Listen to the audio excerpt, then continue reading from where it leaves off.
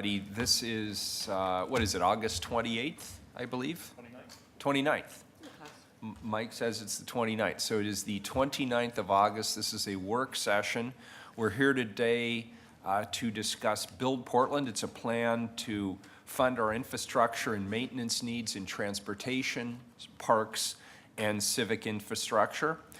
It's to ensure that more general fund dollars will be dedicated to maintaining the assets that the city already owns. There are always going to be more urgent short-term needs. And so the great paradox with infrastructure always is that there are other needs in the short term that are prioritized over infrastructure. And then over the long term, what we see nationally at the state level and certainly here at the local level, what we see is that infrastructure investments tend to fall behind. The backlog of maintenance needs here in the city of Portland around transportation, parks, and civic infrastructure is enormous. We've budgeted $50 million in this current budget to kick off our efforts. Today we're going to hear from OMF, CBO, Peapod, and Parks about how they'd like to approach selecting projects for this initial $50 million investment. At the close of the work session, I hope that we can provide them some direction on next steps. With that, I'll turn it over to Tom Reinhart. Thank you, Mr. morning. Mayor. Good morning, Mayor, council members.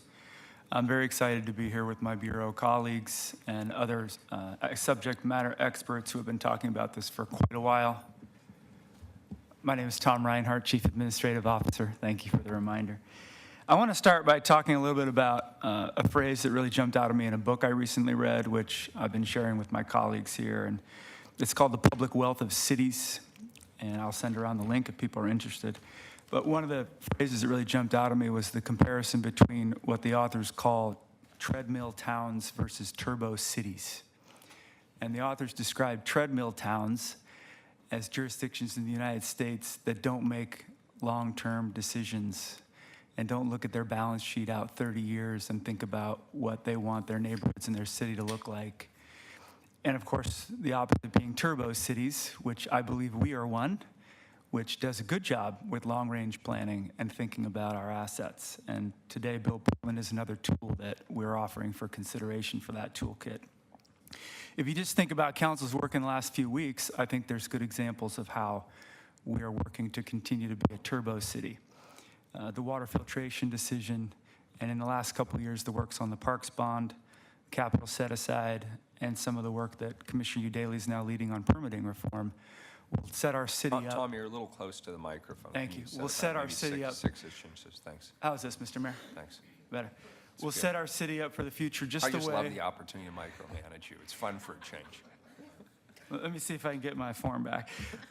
These decisions will set us up just the way the decisions in the 70s and 80s set the city of Portland up today in many of the ways that we know. Light rail, transportation infrastructure.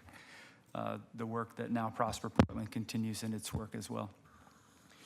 So again, Build Portland seeks to add another tool to our long-term asset investment by increasing our investment in existing infrastructure and our deferred maintenance. Let me talk a little bit about the goals of the work session today, just to make sure we're all on the same page about what we're trying to accomplish. We are going to describe the vision of the Build Portland program, and we're going to ground that again in the why and what we're up against in terms of our gap between what we should be doing on deferred maintenance and asset management and what we are doing. 2, we are going to describe specific possible investments for Build Portland that fulfill multiple council goals. And 3, as the mayor alluded to in the beginning, we want council to clarify direction as we move towards a fall resolution that outlines Build Portland's first initial investment and the criteria for these investments. Mayor and council, does that sound like a good use of our time today? Yes. Couldn't be better. Okay. How are we going to accomplish all of this in a short time? Well, we have a great team, and I want to acknowledge all the people that have put time into this. Directors around the table, others behind us, the asset managers group that has done a lot of great work in the last couple of years, but also has begun to add their expertise to this process. Director Scott will help with the whole outlining of the program and helping us to start get grounded in the needs. Director Abate and Emily Treach from Peapod will reground us in the why from both the Parks and Rec perspective and the Peapod perspective. Director Branham will educate us on the scale and the timing of the expiring urban renewal areas. And I will talk about where the discussions are at among directors for criteria in the hopes that we can get input from the three of you and your colleagues in subsequent briefings to get input from you. And then the mayor is going to close with proposed next steps. So with that outline, I think we are ready to move forward, unless there are questions about the morning session. I will try to do a better job with my microphone. Andrew, off to you. Great, thank you. So I'll go pretty quickly through the next few slides. A lot of this you've heard from me before as we've talked in past work sessions and as we go through the budget process. Nationally, it hasn't been a great year for maintenance. You've probably read in New York, Governor Cuomo declared a state of emergency for the Metropolitan Transportation Authority because they relied for too long on emergency repairs over preventative maintenance. 2 derailments at Penn Station, the subsequent closure of the aging tracks significantly reduced the service levels in the New York region. You may have also seen the pictures of the dam that nearly collapsed in Oroville, California in February.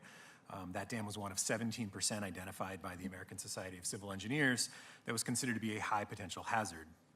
But while these asset failures in large states like New York and California make the news, the problem of decaying infrastructure and asset failure is widespread, and we see some of that here in Portland as well. We are a thriving city, as Tom mentioned, and in part, a lot of that growth has come from our targeted investment in urban renewal areas. And as you're going to hear us talk through this whole session, I think we have a really unique opportunity right now to use a portion of the higher taxes that are resulting and will continue to result from those urban renewal areas to reinvest in an asset base that we've underinvested in for a long time. And as we've discussed in the spring and multiple other forums, we're currently providing levels of service to the public that we're not fully paying for and that we won't be able to sustain if we don't dramatically increase our funding and infrastructure. However, in the same way that Portland has played a leading role in urban planning, as Tom mentioned, some of the decisions we made in the 70s and 80s, the same way we've played a leading role in sustainability and climate change, reducing our carbon footprint, the same way we've played a leading role in developing alternative modes of transit, I think we can play a leading role in fixing our infrastructure. And I think if we take some of these actions, other cities are going to be looking to us and asking, how we did it and how they can begin to copy some of that as well.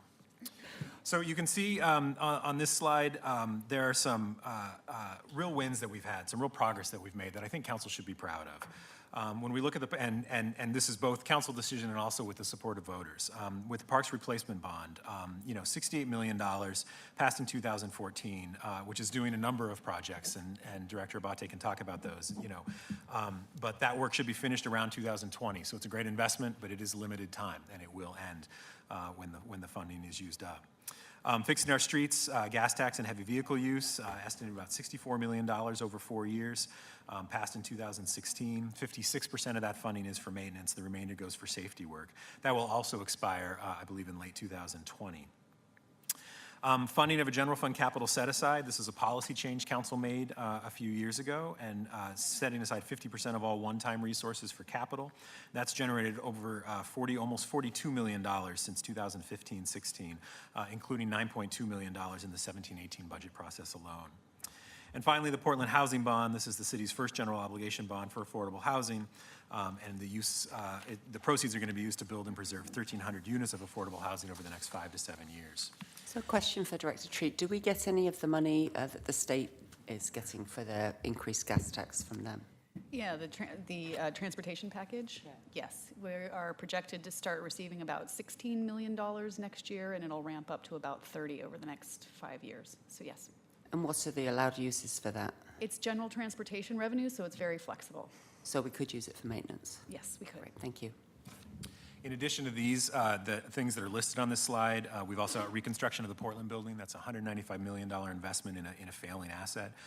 Restoration of collections for electronic equipment replacement in the city. It's about $1.2 million annually. We've seen increases in utility rates that are specifically designed to help pay for additional utility infrastructure repair, rehabilitation, and replacement. And finally, an ongoing review of our civic infrastructure major maintenance replacement rates to see if we can get those up to sustainable levels. And while we've made laudable progress, a sizable infrastructure gap remains and is going to continue to grow. And this next slide you saw last spring. The city's asset management professionals estimate that about $288 million more is needed each year for the next 10 years to just maintain our existing assets. And it's worth noting that that's higher. It's $288 million is the most recent. Last year, it was estimated at $268 million. The year before that, estimated at $242 million. So you can see every year that we delay that investment, that gap is growing significantly. And that gap does not include the approximately $129 million capacity gap. And this is what is needed, additional funding necessary to address existing inequities and deficiencies in levels of service for current residents. Interestingly enough, and I guess not surprising, that gap actually decreased by a little over $4 million due to the Fixing Our Streets funding. So we can make progress on these things as we add new funding mechanisms into the mix. One of the things what this graphic shows, there are lots of different ways to break down these numbers and try and conceptualize them, but one way is to look at the annual funding gap relative to each bureau's current annual spending on repair, replacement, and rehabilitation.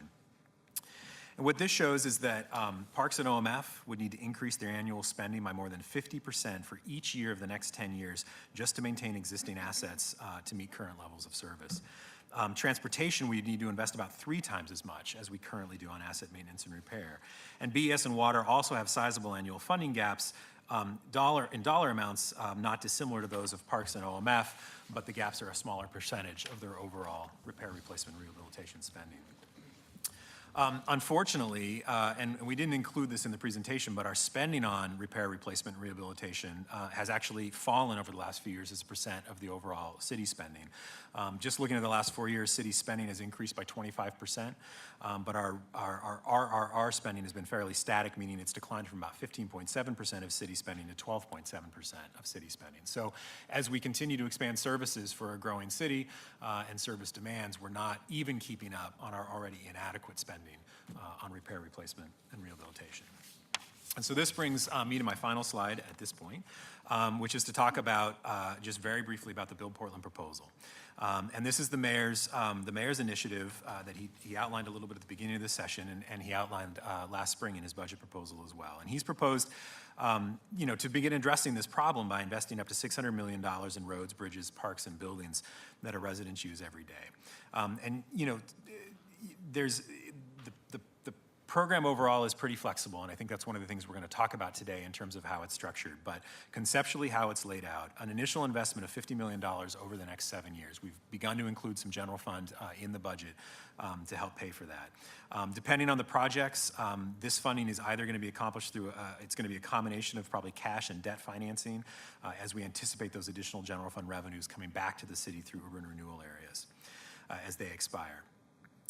Second piece of this, total investment of at least $600 million by 2040. One of again, conceptually looking out, we can begin to ramp up that investment as we build our capacity to do these projects and to spend this money and to spend it wisely. We can ramp that up with additional spending in the future. And again, these are conceptual numbers, and they can be adjusted as we go forward depending on the circumstances and the financial condition of the city. But we anticipate an additional $100 million in 2024-25, followed by $150 million 5 years later in 2029-30, and $150 million investments every 5 years beyond that. If the city maintains this course, we actually will start paying off some of the early borrowing, some of the early 20-year bonds for this infrastructure as we begin to borrow in the future. And so once you get to that level of funding, you can maintain that in perpetuity going forward, which I think is the ultimate goal. It's a long ways out. I do want to stress that even $600 million doesn't solve the problem. It only solves a portion of the problem, but certainly a larger portion than we've addressed for a very long time in the city. And finally, Before you go on, how much money is left? Is that capturing all the benefits from the URAs coming back? How much is left for other purposes? It's not. So some estimates that we did just looking at that, it's going to vary depending on when we take the borrowing and when we pay it back, but it would range between 50 to 70%. I think it would maybe cap out around 75% of some of those returning general fund dollars as urban renewal areas expire. Again, when we're talking about 20-year projections, there's a lot that's going to change, right? And a lot that's when we look at property taxes, when we look at other general fund revenues. So the urban renewal areas are a really key part of this when we talk about what may be coming back to the city, but other things are going to happen as well, and future councils will have the opportunity to take a look at those situations and adjust accordingly. The final thing I want to note here is the goal, and you're going to hear this from Parks and Peapod in particular, is we really want to leverage this investment by identifying projects that deliver on multiple priorities. And we refer to this last component as the triple win approach. And I think Parks and Peapod will talk about how they specifically will look at triple wins and ways that they can specifically define this. But the goal really is to pick infrastructure projects that help the city meet its long-term goals. And we want to make sure that we pick projects that have a very high return on investment in terms of our investment now and minimizing our risk in the future, and also taking into consideration equity considerations, equity concerns, and other priorities of the Portland plan. Could you give us an example? You know, this can be a hypothetical, but a project that delivers on multiple priorities. So yeah, I am going to, next up is Peapod, and I think they're going to talk, oh, I'm sorry, Parks is next. I think both bureaus are going to talk Okay, specifically very about good. those projects. If you could just highlight that, I'd appreciate it. I'll have a few. Because it sounds great. I'll have a few poster children to share with you. Thank you. Mr. Mayor. So this is a picture of Peninsula Park Rose Garden from 1921. Closer? Name. I'm sorry. Mike Abate, Thank you. Director of Portland Parks and Recreation. Sorry, Mayor. 1921, Peninsula Park Rose Garden, designed by Emmanuel Misch, our first park superintendent, 1907. And it's a great example of our park system because we are chock full of wonderful old assets, many approaching the century mark. For example, on Saturday, we celebrated with both Commissioner Udaley and Commissioner Fritz the 100th birthday of the International Rose Test Garden. 2 years ago, it was Pittock Mansion and Peninsula Park Rose Garden, so many 100-year-old facilities. It's a diverse portfolio. It includes parks, but some things you might not think about, trails, natural areas, certainly community centers, and their supporting infrastructure, pipes, bridges, maintenance facilities. And growth and the wearing of time and changing expectations for modernization continue to erode our ability of the park system to provide the experiences, the quality, and the capacity that residents expect. And parks are being used more intensely and are often the only affordable recreational outlet for folks in an increasingly dense city. So here's another picture. It doesn't show up so well, but maybe in the packet. You can see that we have a green roof, but not an intentional green roof. This is the Selwood Kitchen at Selwood Park, built in the same era as Peninsula Park. And obviously, maintenance has not been able to keep pace with that deterioration over the years. Parks is a multifaceted system that includes the social and recreational programs as well as built and natural assets. So a unifying goal of our system is to welcome historically underserved populations, including people of color, youth, and low-income households. As Andrew mentioned earlier, if Parks is unable to balance our new growth with reinvesting in our current asset base, our services are going to be diminished. So here's some of the poster children, I guess. Projects that could deliver on those 3 wins that Tom alluded to. The average construction era, if we took all of our assets, is about the 1930s. And so most of these facilities came to us from other places. Community Music Center from the Fire Bureau, Selwood Multnomah Arts Center from the school district. And we weren't responsible for the building initially of many of these projects, but there are now many, many new codes and expectations for Portlanders. In 1920, when a lot of these facilities were built, our population was 250,000. By 2030, the metro area is going to have 3 million. So our facilities have been working hard for many, many years. Community centers, as I show here, are just one category of the assets, but it's indicative of the maintenance challenges we face throughout the portfolio. But I want to be really clear. This is not about buildings. For parks, it's about the people that those buildings serve. So in this next chart, It may be difficult to distinguish dark blue from light blue, but at the top of the slide, you'll see the annual capital maintenance that would be required over the next 10 years for, just for parks facilities. It's about $43 million a year. And you can see how we've progressed over time. There was a point in time, just over 10 years ago, when Portland Parks and Recreation had no dedicated funding for capital major maintenance, or as Andrew talked about, the Tom did, R&R spending. The dark blue that's at the very bottom of each one of those columns represents the general fund investments to meet this need. And the light blue, and that has increased somewhat over time. But the major difference, obviously, was the 2014 Parks Replacement Bond. Those funds, the $68 million, are all committed to a wide variety of projects, and within 2 years, we will have expended the bond. So what you can see is back by 2020, that annual gap in parks will be up to about $40 million a year. That's why Build Portland is such an important consideration for the Bureau as we look forward.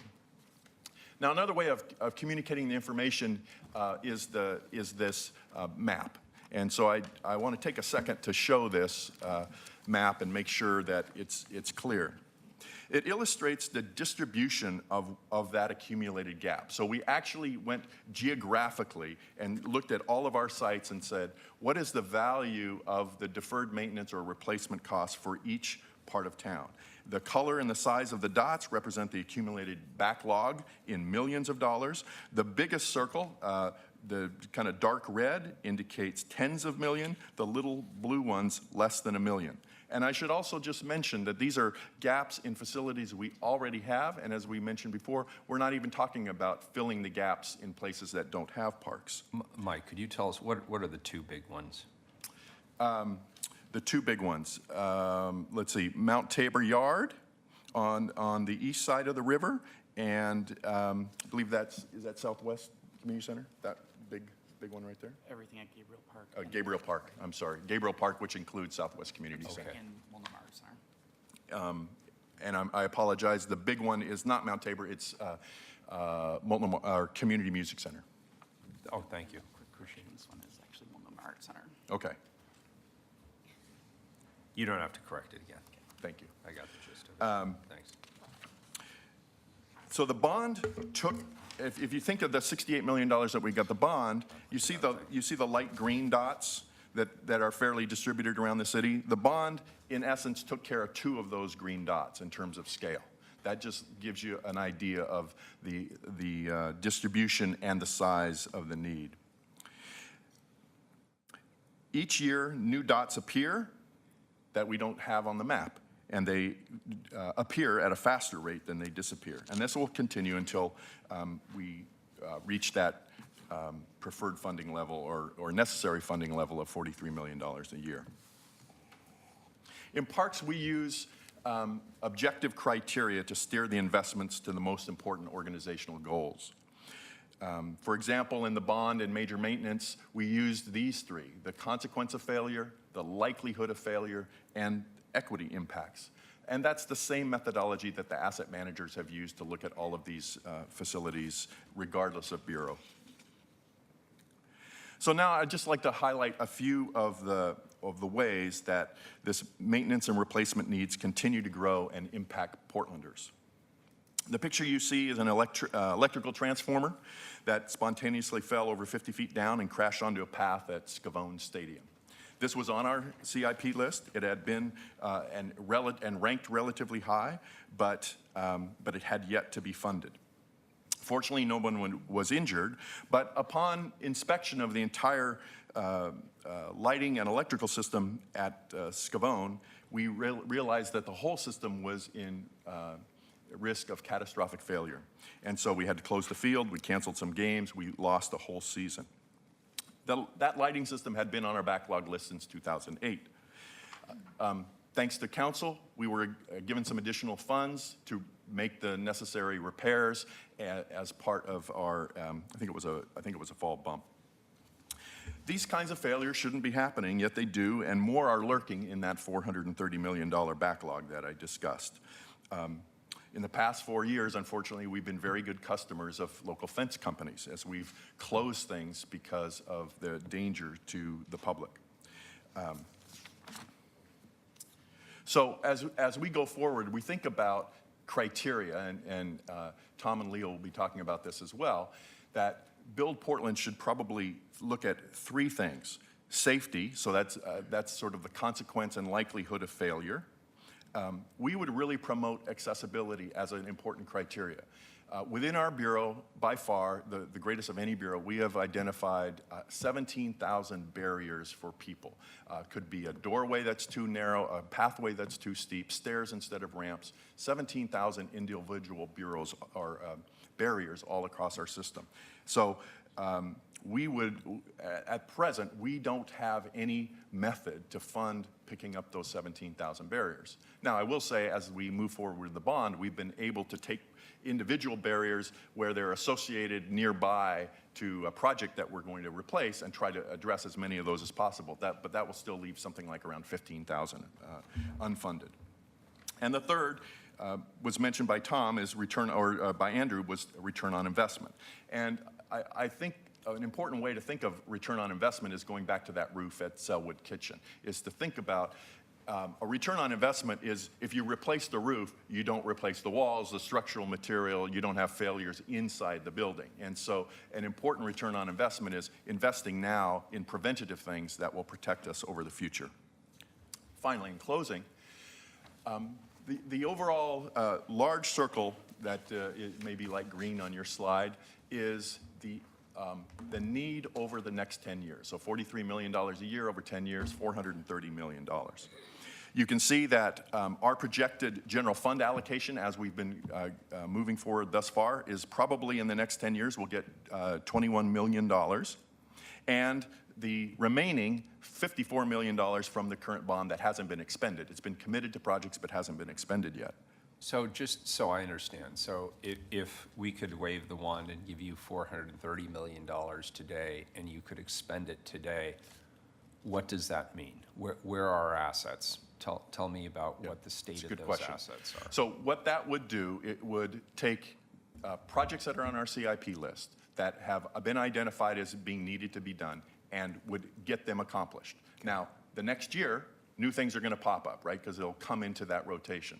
But one of the things that I think when the auditor looked at us about 4 years ago on this issue of maintenance, it's parks in general is just reactive. We're not able to get ahead to the preventative kinds of things that protect your investments over the long period of time. So what that $430 million would do would clear up those replacements and repairs and get us at a stasis. Then we could be using our annual ongoing money to do the more preventative things. Got it. Thanks. Yep. So Build Portland will contribute a massive, important gap filler for our deferred maintenance. So with that, I think I'm turning it over to Emily. Thank you. I'm Emily Tritch, Asset Manager for the Portland Bureau of Transportation. I'm joined by Director Treat. So you've heard a lot about our need, $222 million per year for $10 million to address our major maintenance backlog. I'm here to tell you about how Peapod would suggest using Build Portland resources and leveraging other sources to deliver triple wins.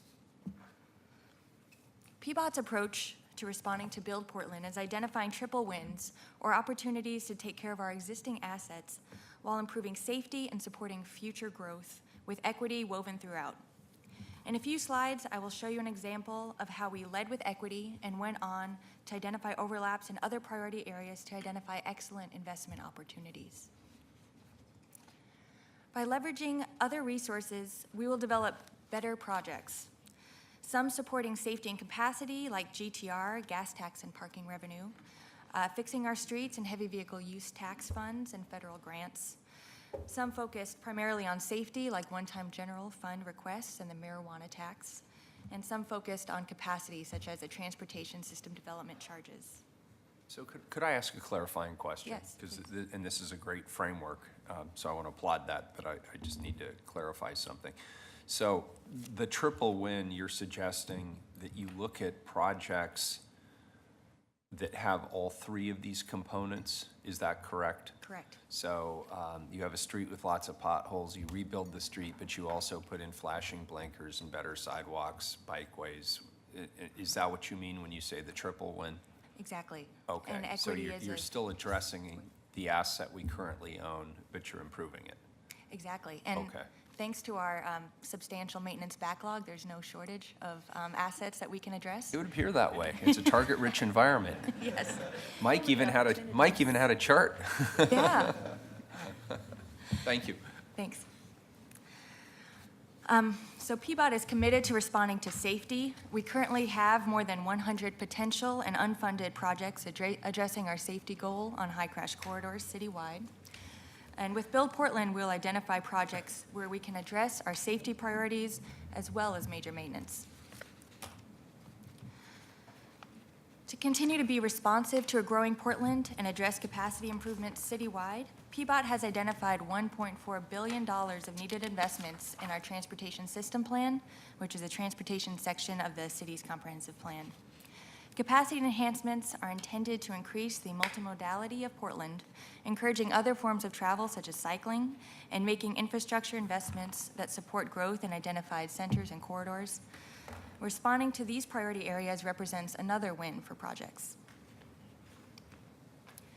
So by layering these needs and priorities and leveraging other funding sources on top of Build Portland, Peapod can deliver meaningful street transformation.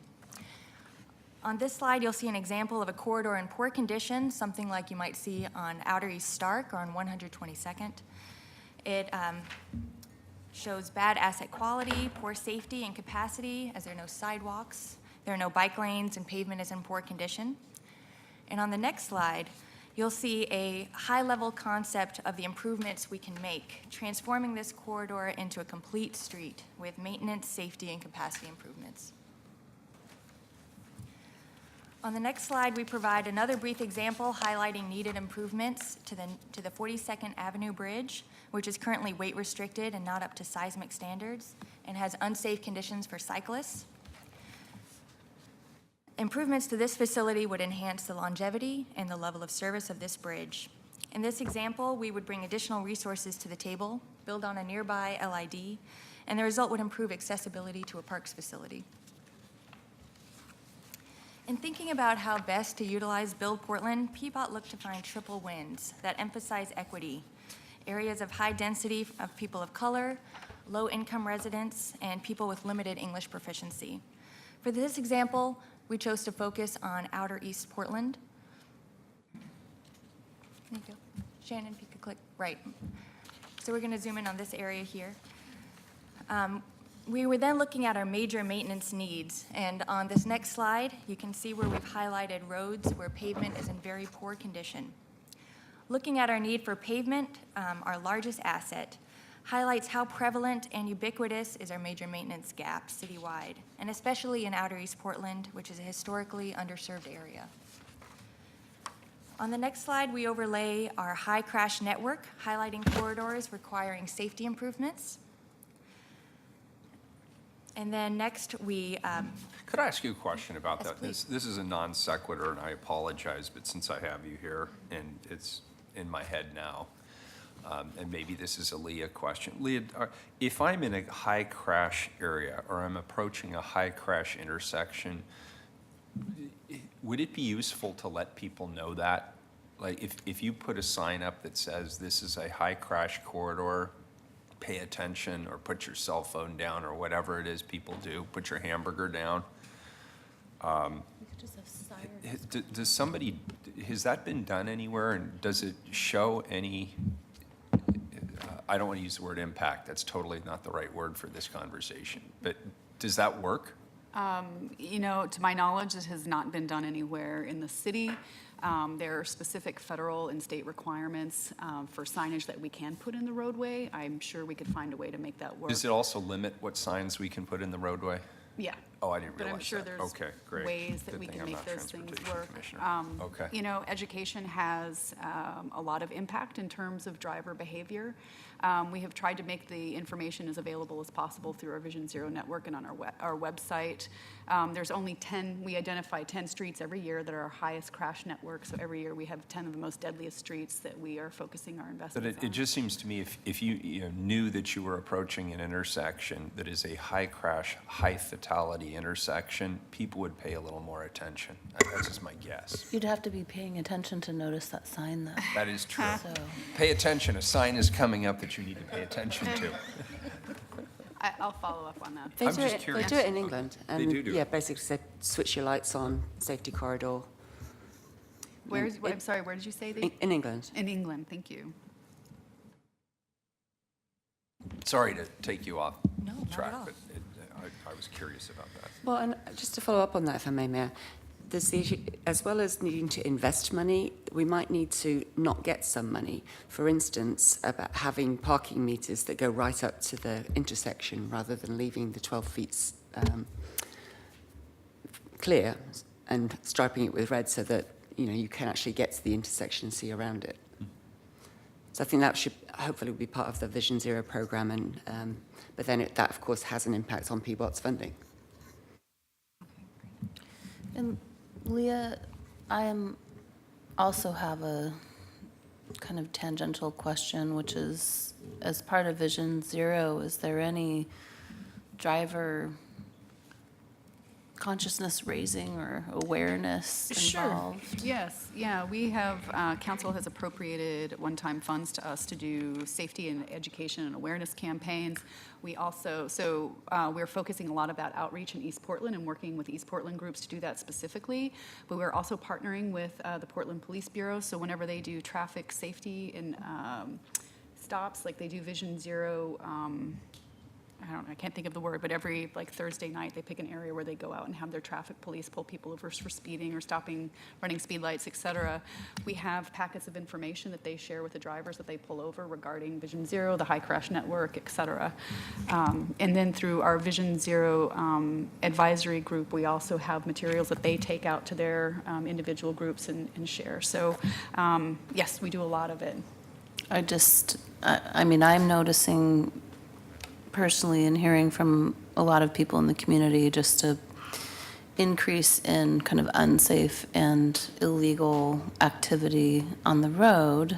And, you know, I think it's a lot of new people coming to the area who maybe don't understand some of our unique rules, like every intersection being a crosswalk. I live in inner Northeast Portland. I go on a 3-mile walk every night, and what's today? Tuesday? Monday night, I had 3 opportunities to be hit by a car had I not been, you know, very kind of hyper aware of traffic around me. And those cars were breaking the law, by the way. Yeah, just to be clear about that. I'm glad you're here. Thank you, Mayor. Yeah. Thank you very much. So we've been overlaying our triple wins, and then this is where we opted to target our recommended project investments around centers with poor or limited infrastructure. Many of the centers in outer East Portland have assets in poor condition, as well as communities with limited opportunity and potentially vulnerable to displacement.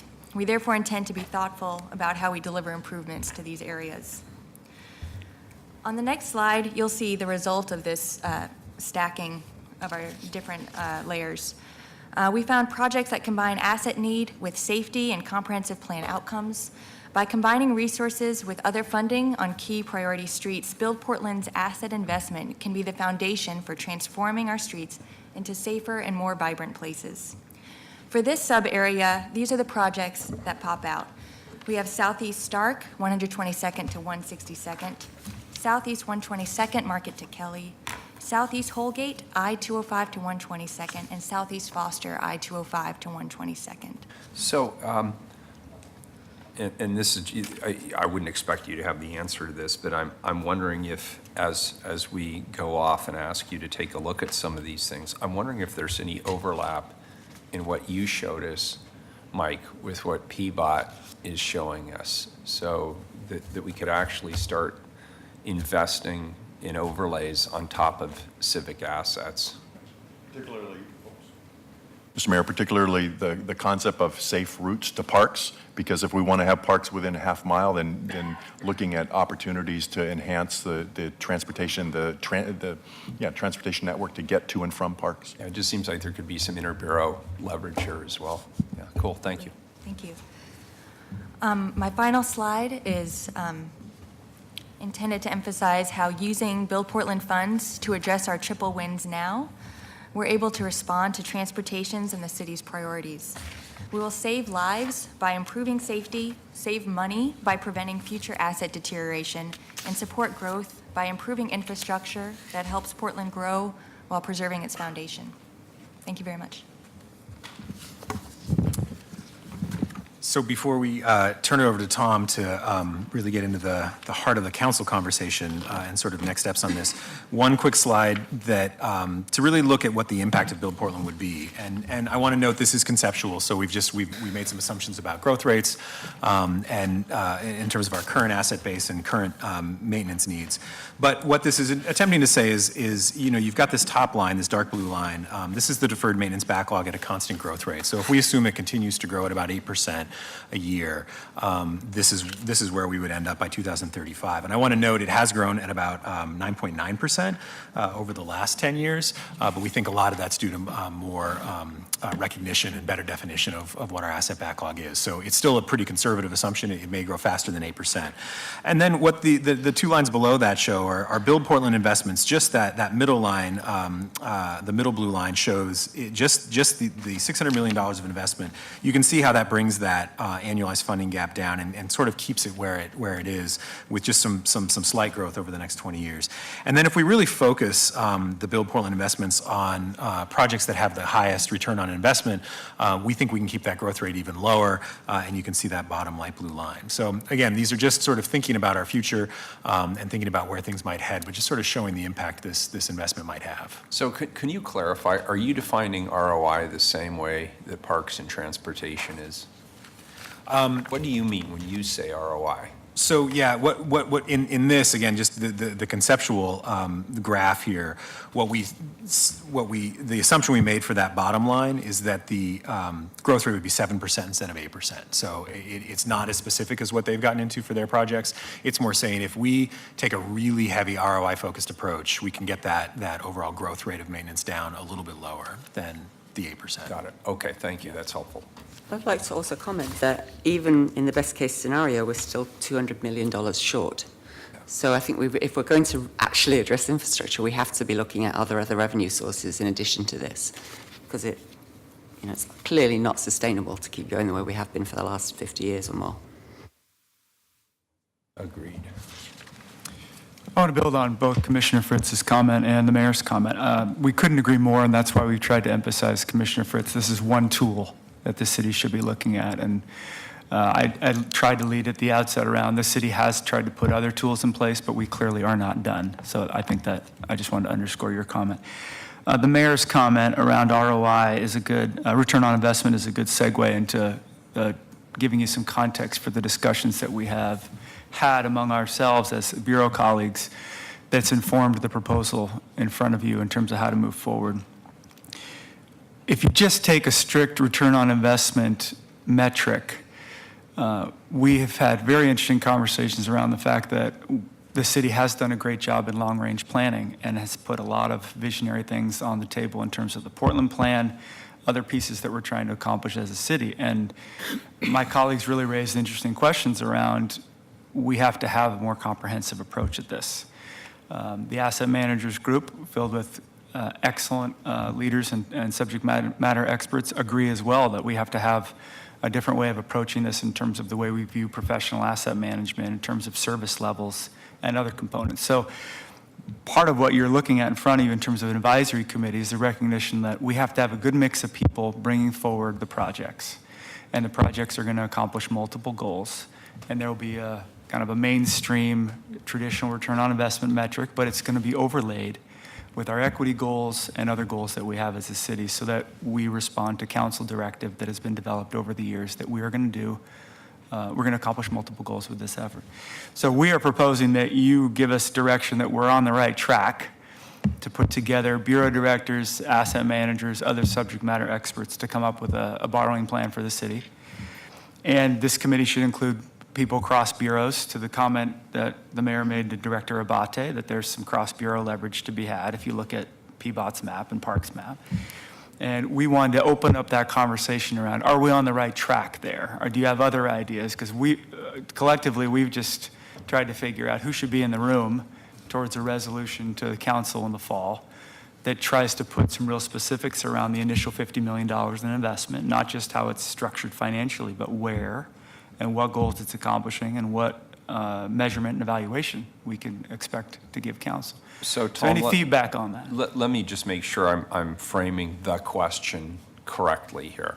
So you want us to, in some manner, bless you and the advisory committee, which is proposed here, which I think is a smart idea, to go off, take a look at these criteria, then come back to the city council with a specific list of projects that meet that criteria. Is that a correct rephrasing of where we are?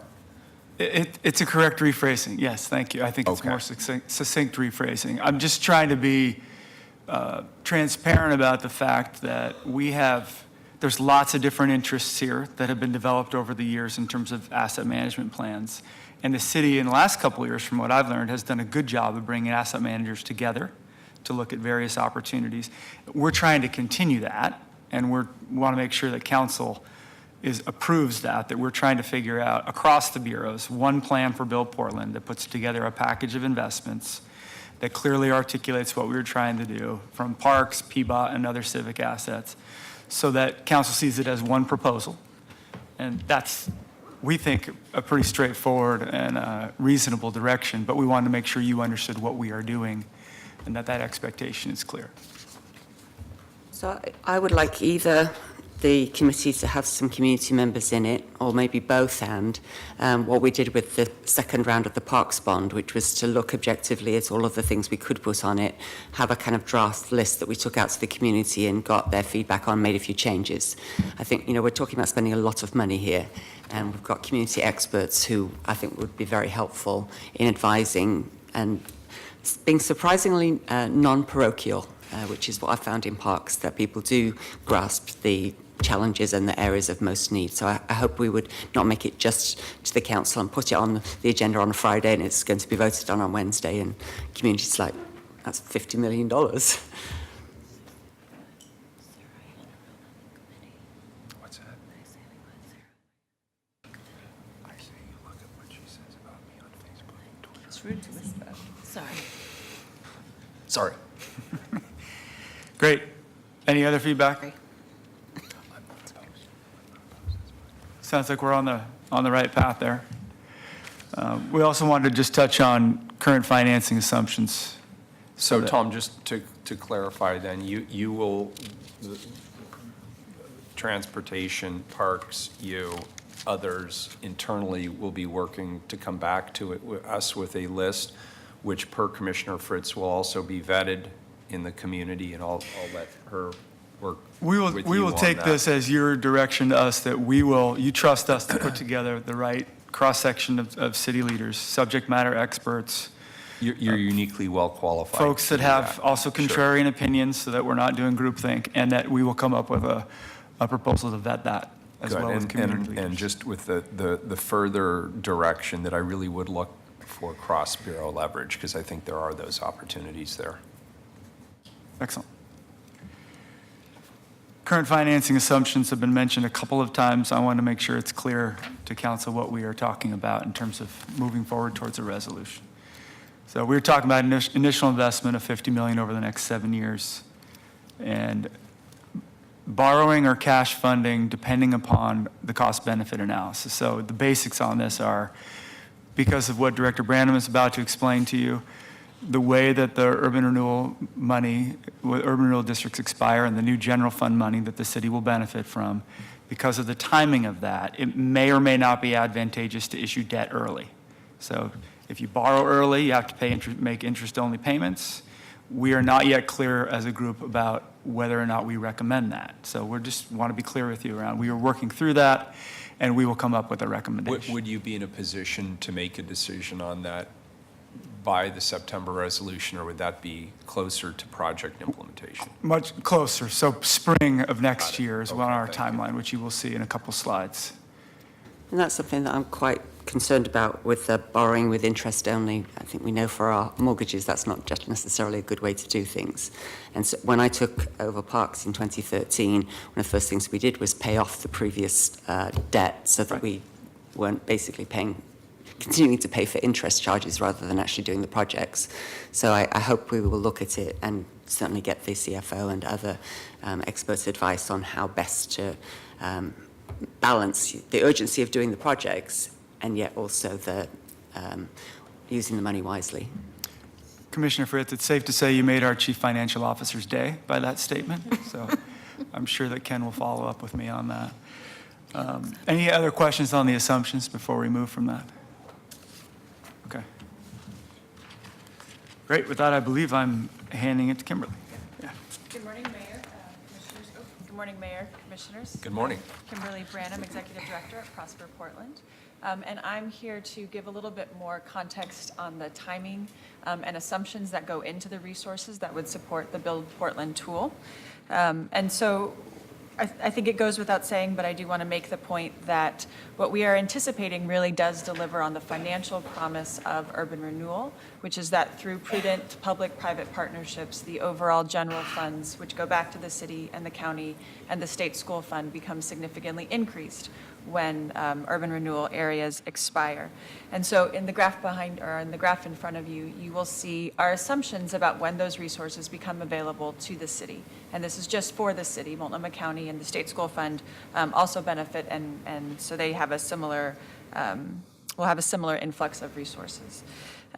The assumptions show that in the next 18 years, about $380 million will be coming back to the city. And that begins in 2021 with defeasance of Airport Way and the Neighborhood Prosperity Initiative districts. In 24-25, the next jump is due to the defeasance of the bonds that support River District, Downtown Waterfront, South Park Blocks, and Central East Side. Now, all of those, I think, we have a high level of confidence that there will be no changes. And so it's a possibility that you would see an increase in resources, but we are not anticipating making any changes to those urban renewal areas. So we have a high level of confidence about the assumptions between now and 2024-25. And actually in 25-26, the Oregon Convention Center and interstate urban renewal areas, we also have a high level of confidence about that increase. In 27-28, the Lentz Town Center is slated to pay off. There have been some conversations in the community about extending the life of that district, and so it might be pushed back by a year or two, depending on future conversations with City Council. In 31-32, we anticipate the expiration and the defeasance of the bonds supporting the Gateway urban renewal area, and 34-35 is when we anticipate the North Macadam urban renewal area to expire. And so I'm sorry, which one? North Macadam North urban Macadam, renewal thank you. area. So what could change? I mentioned a few things, but if we were to create a new urban renewal area, whether that's in the east side or the southwest corridor, that would have an impact on this trajectory.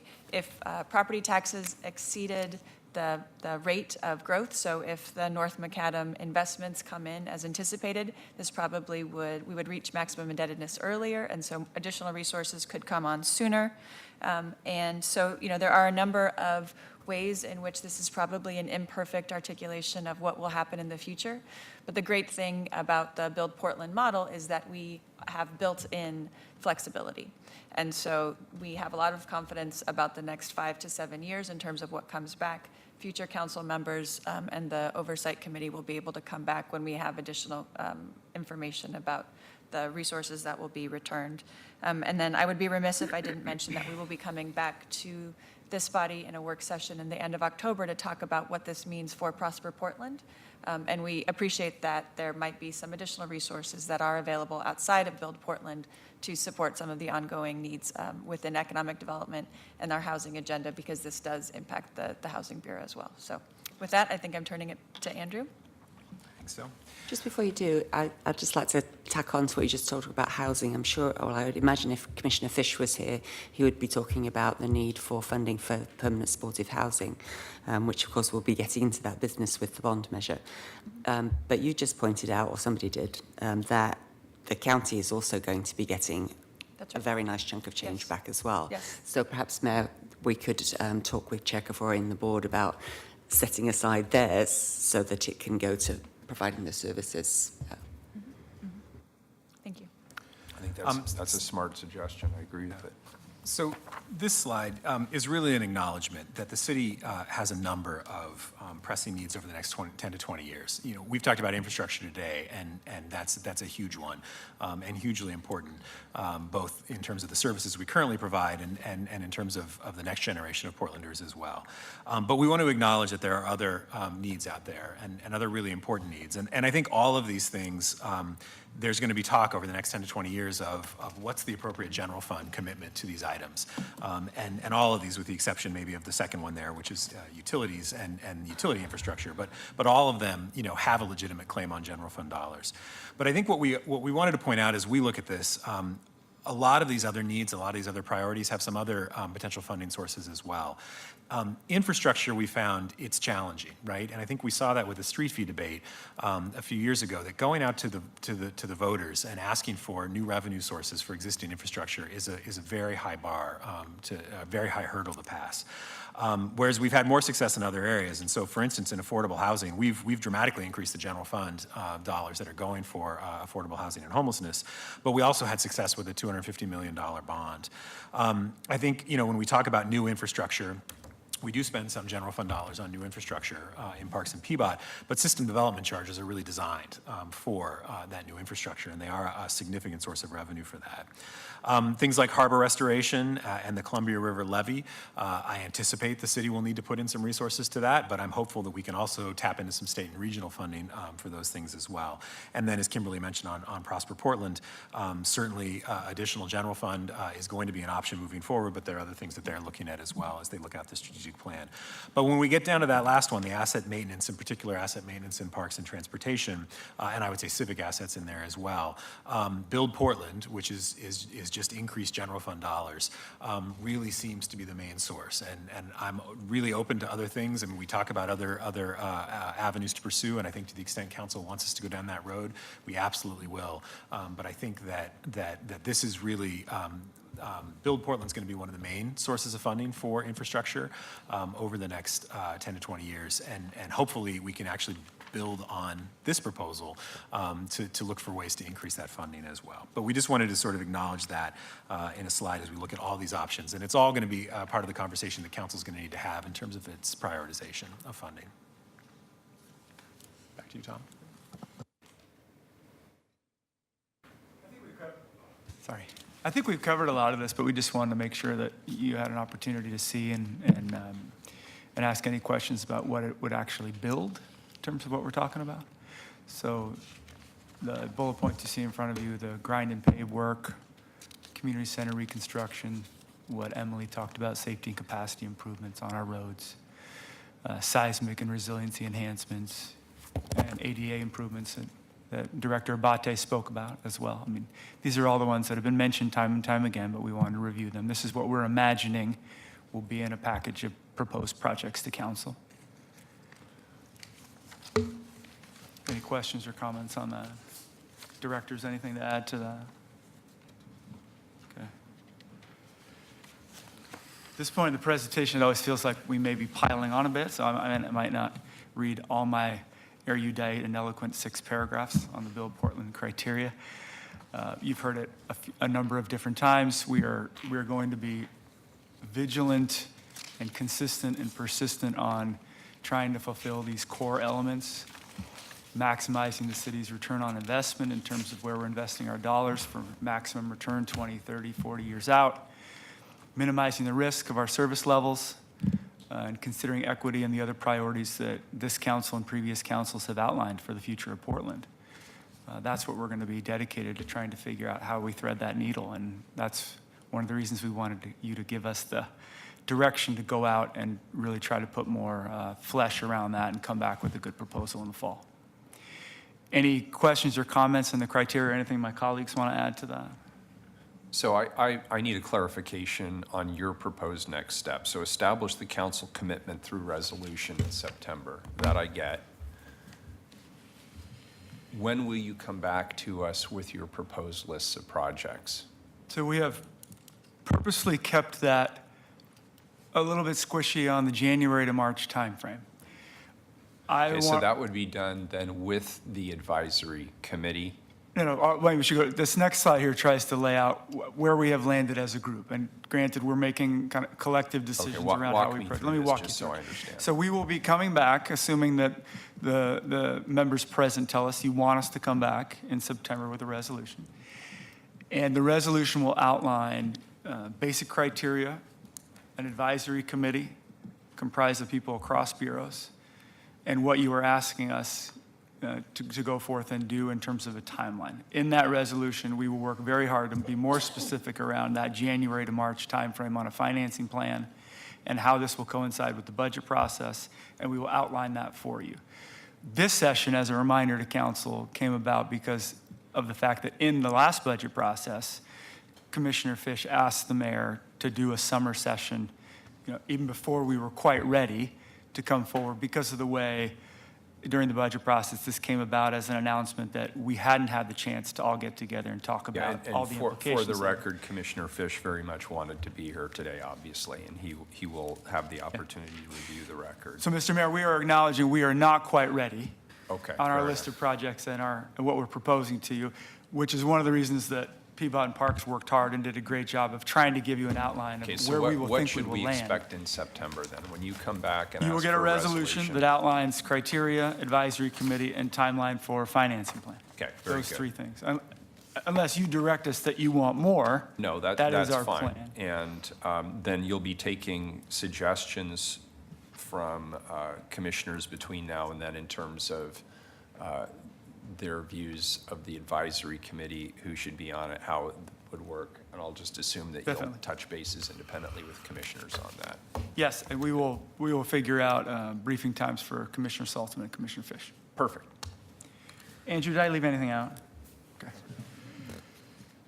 Good. Commissioners, anything to add? I have a few questions, just so I can grasp the scope of this.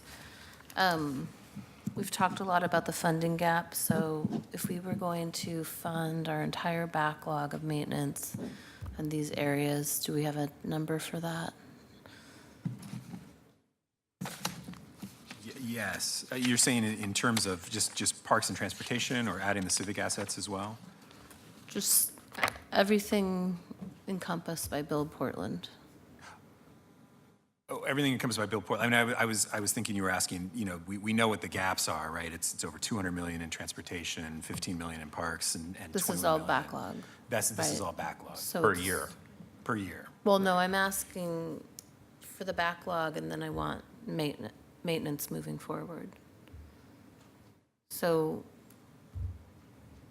I'm not sure why this isn't making sense. Yeah, no, I'm sorry, Money that I'm we not should have following, spent already to maintain our assets as of today, and then what it's going to cost moving forward to maintain them. Those seem like two very distinct. I think it's, correct me Categories. if I'm wrong, I think it's the same question around. The gap is, if we were funding exactly what we should be funding each year, you're talking, and it's a So simple- make up for all the the stuff that we've ongoing deferred. costs. Right. We would have to be, I think the number that is in the presentation, we would have to be spending $288 million a year now, more, just to be keeping up with our ongoing.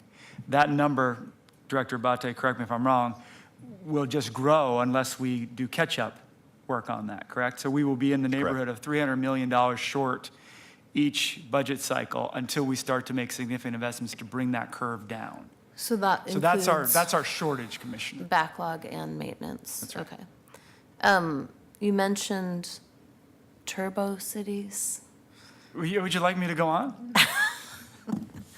I might like you to come up with a different term, but we can talk about that later. Are there other turbo cities in the country that are doing a better job keeping up with their Are there high turbo cities, Tom, is what I'm asking?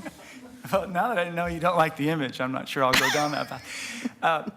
The book points out there's various different ways to approach this, particularly with cultural and governance differences. So I would actually use the much different cultural and governance structure across the river in Vancouver as an example. Now, in many ways, it's apples to oranges, but the fact that they will have paid off nearly all their debt within the next 10 years. They have an integrated public works system. They have a much different way to manage their assets, and it's no coincidence, I don't think fully. I mean, there's other factors that the place is growing as rapidly as it is. It has challenges, and it's much different politically and culturally and socially than Yeah. Portland. So that's a caveat. The book uses Singapore, London, a couple other cities that aren't coming to my mind as places that have basically said, our asset maintenance and management and investments in our built infrastructure are actually separate from much of our policy conversation. Again, that's a governance difference and a policy choice. City of London has a separate corporation for its commercial and property assets. So it's insulated from much of the politics that dominates the North American conversation on infrastructure. So I'm not making a judgment on that. I'm just saying that's different. Singapore, the same way. They have their own long-term approach to asset management that is sacrosanct, and it's not able to be moved around in terms of the other policy choices that their jurisdiction makes. So we clearly have a different system. I tried to point out at the beginning that I believe this council and previous councils have actually done a much better job in terms of 20 and 30-year horizons than many cities, and I don't think that's an accident to the success of Portland. I think, people, even if they can't articulate that, they see this place has a plan and has made a lot of investments to make this place a good area to live in. We are trying to articulate the mayor's vision on how to extend that so that our successors, people come after us and move to the city, will benefit from And if I may, because it sounds dire when we look at these huge gaps in terms of maintenance investment, but we're still, our bond ratings are still top of the barrel. And that is an indication that as a city, our ability to service bonds for these kinds of projects is still excellent. And that in and of itself, I think, is a strong statement of the historical approach. That being said, as I said right up front, and I guess I'll just close and stop talking after this, there are always short-term needs that will supersede long-term investments in maintenance. And therefore, if you want to actually move the needle on investments in maintenance, you have to set aside a deliberate source of funding and have a specific structure and have the fiscal discipline to be able to carry it off. And that's what Build Portland attempts to do. And I would add to that, as we've mentioned, the roads, the parks, the buildings get more expensive to fix, and so when they fail. And so the more we spend now on that infrastructure, the more money there is actually freed up 10, 15, 20 years from now for other city priorities and services and programs. The less we spend now, the more those things, when they fail, we have to fix them. And we're also in a favorable financing environment for the first $50 million tranche. I have a question about how the new list is going to interact with the list we already have for capital projects. Should we just have one list and work away at it as soon as possible? So, well, and each bureau has specific lists. I think you're referring to the budget, right, process for the Right. existing set aside. So, yeah, that, and just as a reminder, bureaus rank those projects based on criteria that the city asset managers, developed. The city asset managers then review the bureau rankings, to ensure that and ask questions and go back and forth on those. And then we present that final ranked list to council. I think the criteria for Build Portland is going to mirror a lot of that. But I think one of the values of having this advisory committee is just to revisit that approach, and particularly as we look for the triple wins and other priorities, to see whether there are other things that should be added in there. So that criteria, as you know, Commissioner, has evolved, from the very first year we've done it. Every year we've tried to improve it and add to it. And I think as part of this process, we want to continue that. And I just wanted to make note of the fact Commissioner Fish indicated he is watching this from home and says he agrees with the general approach. And kudos to Open Signal for the quality of the broadcast. And we wish you all the best, Nick. So I noticed that in this session, we've just talked about parks and transportation, but then there was also a mention of civic buildings. And I'm wondering what is the relationship? I mean, is it intended that Build Portland will be just for parks and transportation, or how does civic buildings come into it? The gap that you saw on some of the bar charts, right, we're coming at this from the perspective of, even with the criteria overlay that we have proposed, we believe transportation and parks will win out in terms of the best investments for council to make. We are open to civic assets being in that, debate, but we don't have the perspective at this point that it will be the highest and best use of these funds. We also believe that going forward, we may have different opportunity, and Andrew's chart showed that there's lots of different ways to fund different things. We just don't believe that at this point that'll rise up to the highest level. But we will continue to pursue, that whole criteria and try to figure that out. And if that changes, we'll clearly come back to you and let you know. Okay.